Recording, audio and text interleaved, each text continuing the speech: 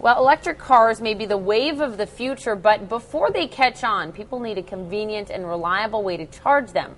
Joining us now to talk about that and more, Jonathan Reed, the CEO of ECOtality. Thanks for being here. Good morning, Poppy. Good morning. Well, about a $100 million grant from the Department of Energy. That's a nice boost to your business. Talk to us about the program, what that money is going to be used for. That money is for the largest rollout of electric vehicles and electric vehicle infrastructure in the history of the country, in fact, in the history of the world.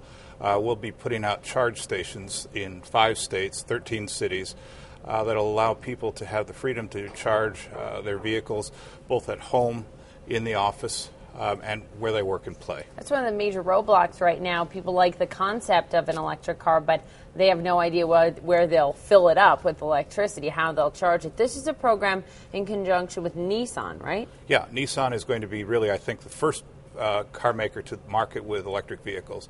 We'll be rolling out 5,000 of their vehicles in those 5 locations, 1,000 per location. We feel that having a rich charge infrastructure is absolutely essential to the success of electric vehicles. I mean, it is. You can't drive them without that charge. But what are the biggest obstacles right now to your business to creating this? You say the home is really the first place for a charging station. Here in Manhattan, many people live in tiny apartments and they park on the street, so they need an option as well. Well, there will be street-side charging stations, and there'll also be retail charging stations and fast charge stations, which will allow you to stop at malls and stores and recharge in 10 to 20 minutes. When we talk about charging stations, are we talking just essentially about outlets in the sidewalk, or is it something a bit more complex than that? A fast charge station will look not dissimilar to a gas pump. You'll just take the cord, plug it into your vehicle, and charge. Extremely safe. We've been fast charging vehicles for the last 15 years.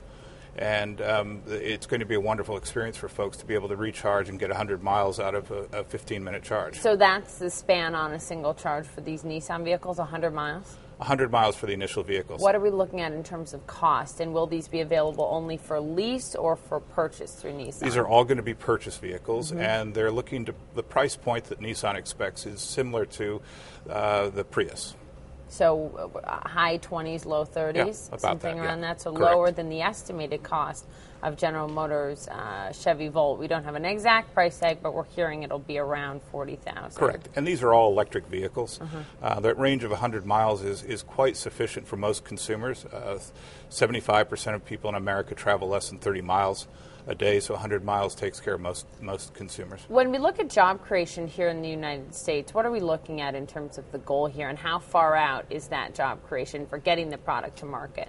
Well, the building out of the electric vehicle infrastructure is going to be a very large task. We're going to be doing every city in the nation.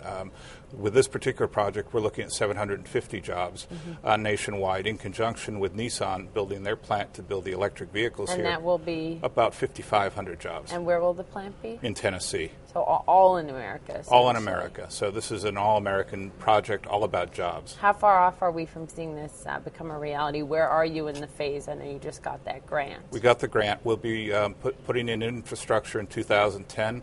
The vehicles will be rolling out in late 2010. Okay. And you're going to see electric vehicles en masse on the road in 2011. The big challenge in terms of being clean when you talk about electric vehicles is that half our electricity in this country, much more than that in some states, comes from coal. So you're still talking about quote-unquote dirty power. How much of a push, if any, is your company making towards providing electricity through renewables such as wind? Well, we're pushing very hard for that, and it's really going to be up to the providers of the electricity to provide that. It's a heck of a lot easier to control 3,000 utilities than it is to control 350 million tailpipes in the country. And on top of that, the pure electric vehicle is about 60% more fuel efficient and carbon efficient than a car. Right. So even with the coal content, it's still 60%. Is ECOtality doing anything such as purchasing wind power? It's something that all consumers can do right now. Is your company doing that? We're working with solar providers, and we're working with aggregators to look at providing pure, clean, green, renewable energy at the fueling points, yes. All right. Thank you so much. Appreciate it, Jonathan. Thank you Thanks for being here.